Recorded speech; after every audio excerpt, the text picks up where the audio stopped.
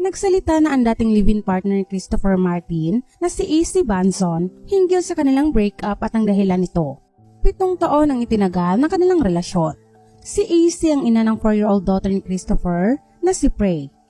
Noong January 21 itong taon lamang ay ibinunyag ni Christopher sa GMA News program na 24 oras na isa na siyang ama.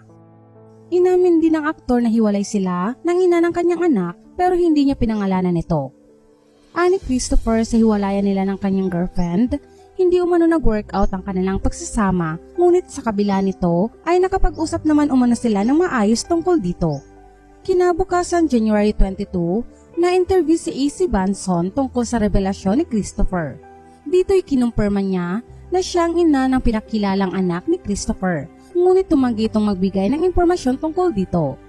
Makalipas ang 3 linggo, muling nakausap si AC ng isang entertainment site at dito'y inamin niya ang totoong rason ng kanilang biglaang hiwalayan.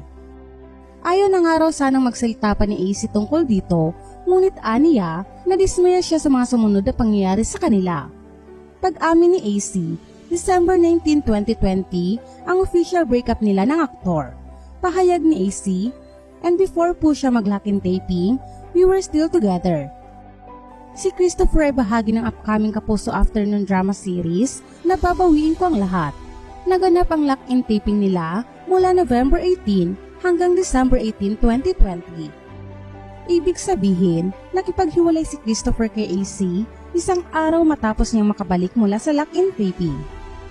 Ani pa ni AC, hindi mutual ang hiwalayan nila ng aktor. To be honest po, it wasn't a mutual decision. It was basically his decision.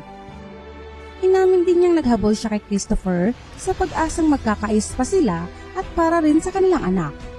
Tinanong rin umano niya si Christopher kung bakit bigla itong nakipaghiwalay sa kanya, ngunit sagot lamang umano sa kanya ng aktor ay baka napagod lang umano ito sa kanilang relasyon. And he explained to me na baka napagod lang daw po siya. Mostly, yun ang explanation niya po. Right after the taping, that's what he told me na pagod na ako. Pero after a week daw ng kanilang breakup, ay inamin din ni Christopher na may third party sa hiwalayan nila. Ngunit hindi nito kinumpirma kung sa lock-in taping ba nito na-meet ang babaeng ipinagpalit ni Christopher sa kanya at sa kanilang anak.